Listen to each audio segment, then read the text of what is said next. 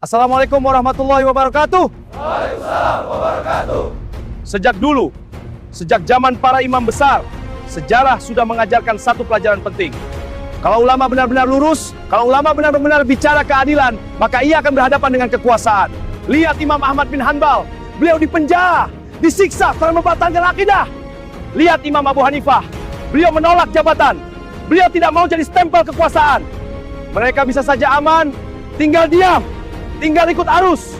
Tapi mereka memilih berdiri, karena ulama bukan penjaga kursi, ulama adalah penjaga kebenaran. Di negeri ini pola itu terulang. Nama seperti Habib Rizyah menjadi simbol bagi sebagian umat tentang keberanian, yaitu keberanian tentang bersuara menentang kebijakan yang tidak berpihak kepada rakyat.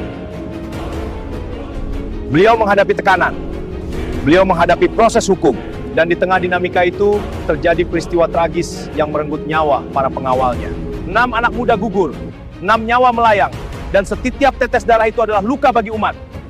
Saya tidak di sini untuk menghakimi, saya tidak di sini untuk menyulut kebencian, tapi saya bertanya, kenapa setiap ulama yang keras bersuara selalu berhadapan dengan badai? Kenapa setiap yang lantang mengkritik selalu dicap pembuat gaduh? Saudara-saudaraku, ada yang diuji dengan penjara, ada yang diuji dengan tekanan, tapi ada juga yang diuji dengan kursi. Ada yang katanya bela ulama lurus, tapi tiba-tiba dapat jabatan. Ada yang jadi menteri, ada yang jadi komisaris. Saya tidak bilang jabatan itu salah, tapi saya bertanya, apakah setelah duduk di kursi, suara masih tegas dulu? Ataukah jadi lembut selembut bantal empuk kekuasaan?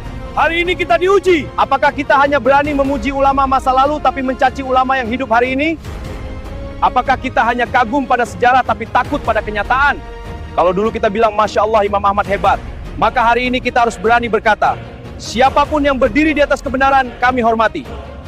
Bukan karena dia tokoh, bukan karena dia populer, tapi karena dia berani menyampaikan amar ma'ruf nahi mungkar.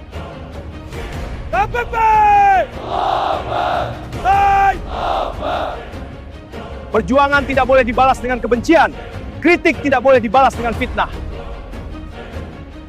dan perbedaan tidak boleh dibalas dengan permusuhan. Kita tegas tapi beradab, kita keras tapi tidak zalim, kita berani tapi tetap dalam hukum dan keadilan.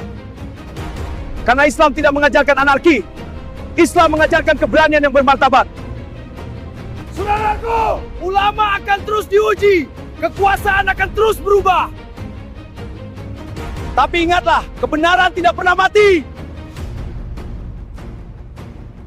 Yang dipenjara bisa bebas, yang diberi kursi bisa turun, yang dihina hari ini bisa dimuliakan esok hari. Jangan jual prinsip, jangan gadaikan nurani, dan jangan pernah takut mengatakan yang hak.